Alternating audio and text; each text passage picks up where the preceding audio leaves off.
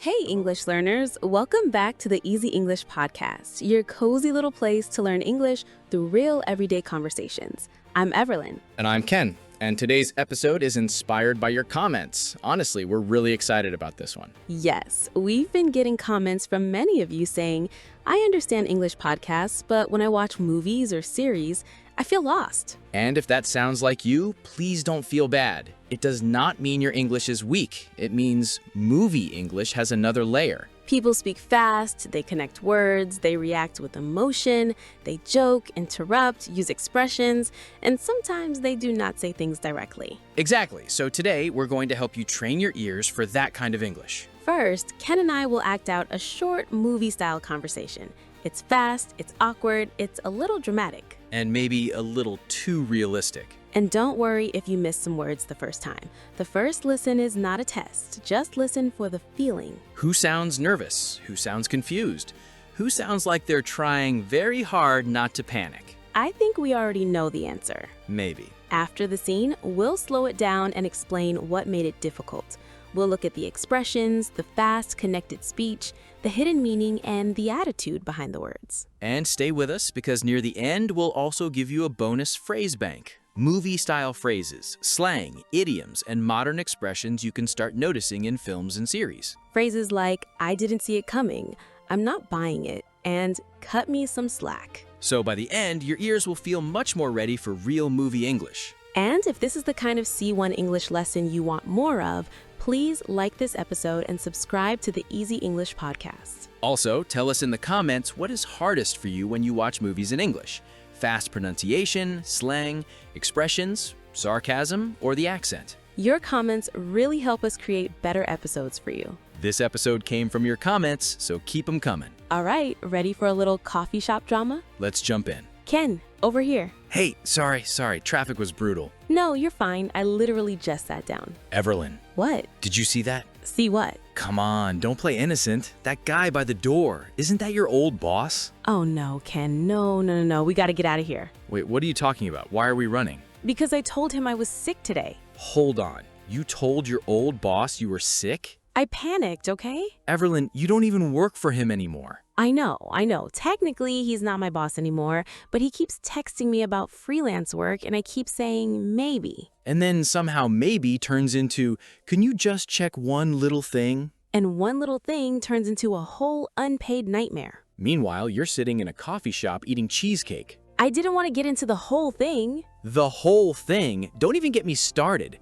Every couple weeks, it's, hey, Everlyn, quick question. Hey, Everlyn, tiny favor. Hey, Everlyn, got 5 minutes? And somehow, 5 minutes turns into my entire evening. Okay, so this is about boundaries. Yes, Ken, thank you for giving my panic a title. You're welcome. I mean, I feel bad saying no, so now I've accidentally created this whole fake sick person storyline. Wow, so your master plan was to fake an illness and then hide in a coffee shop right across from his office. I didn't say it was a good plan. Yeah, no, it's kind of terrible. Are you helping me or judging me? A little bit of both. Ken. Fine, let me think. Okay, new plan. We can go out the side door. There's a side door?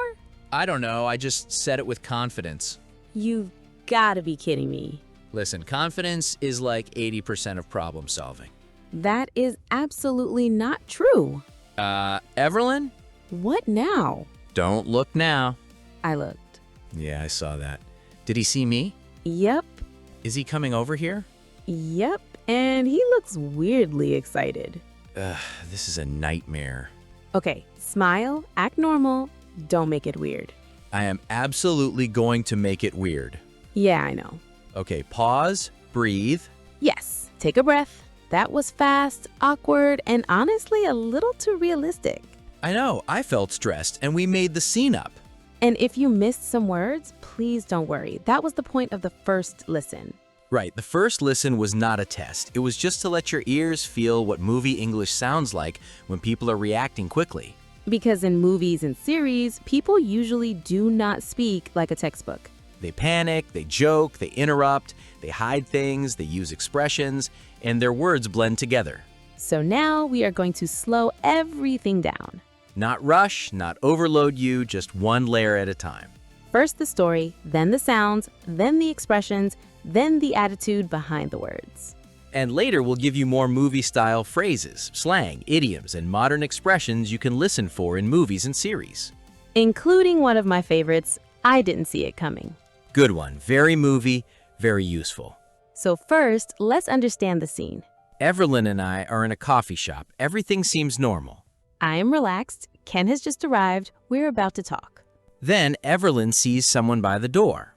My old boss. And that becomes a problem because Evelyn told him she was sick In my defense, I panicked. while eating cheesecake in a coffee shop. Yes, not my best plan. So the story is simple. Evelyn wants to escape. I try to help, but I also judge her a little. A little? A friendly amount. So now that you understand the situation, the English will become much easier. That is important. In movies, you do not need every word first.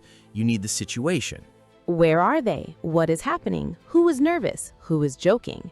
Once you understand that, your brain can start predicting the meaning. Now, before we go, here's your comment challenge. Complete this sentence. Don't even get me started on. It could be traffic, slow internet, Monday mornings, awkward conversations. Or people who say, I'm almost there, when they have not even left home. That one is very real. Before we wrap up this episode, let's slow things down and really understand what is happening underneath movie English. Because if you only focus on words, you will always feel like you're missing something. But if you focus on meaning, emotion, and situation, everything starts to make sense much faster. Exactly.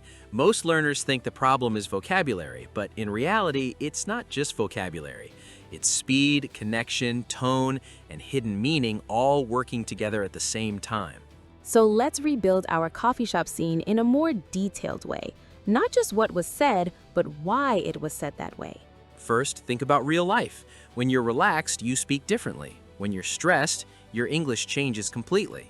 You speak faster, you cut words, you react instead of planning sentences. That's exactly what happens in movies. Characters are not speaking correct English, they're speaking emotional English. Let's take a simple line. Did you see that? In a classroom, it's slow. Did you see that? But in real life, it becomes, did you see that? And learners often panic because they expect every word to sound separate, but native speech is not separate. It's connected. This is called connected speech. Words don't live alone, they blend. Now let's go deeper. Why did I say, don't play innocent? Because in that moment, there's suspicion, there's surprise, and there's a hidden assumption that something is being hidden. So even though the words are simple, the emotion behind them is not simple at all. And this is where learners get confused. They translate words instead of reading situations. For example, if someone says, don't play innocent, a beginner might think it's just about innocence. But in real life, it means, I know you're pretending you don't know what's going on. That's emotional reading, not literal reading. Now let's talk about one of the biggest movie English problems, speed.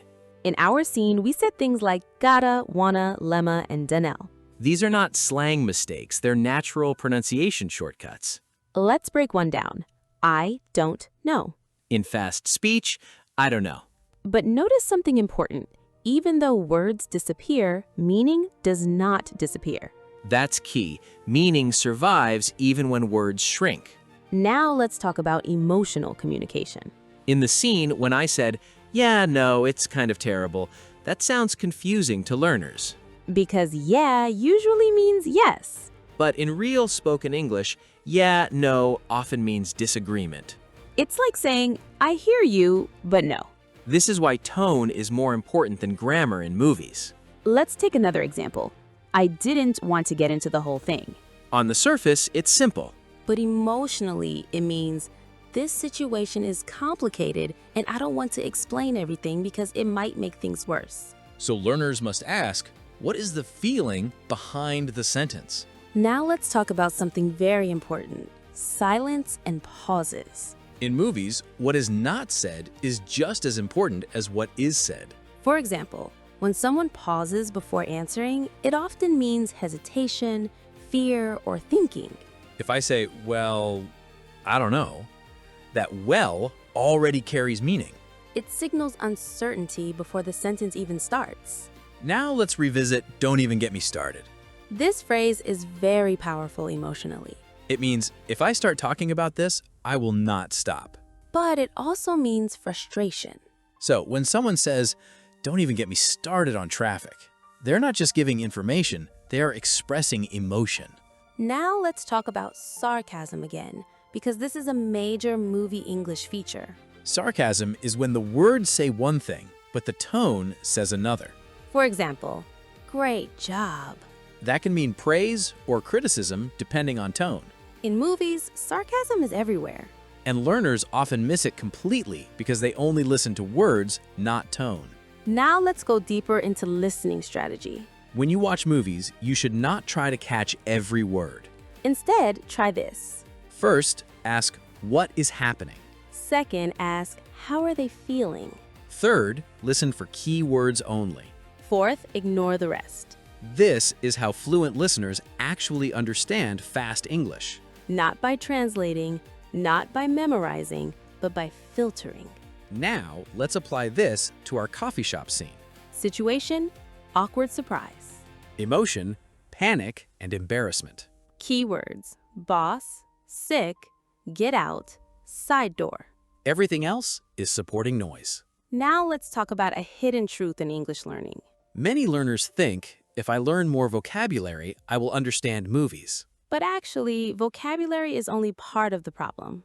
The bigger problem is speed recognition, Your brain must learn to recognize words without stopping. like gonna instead of going to.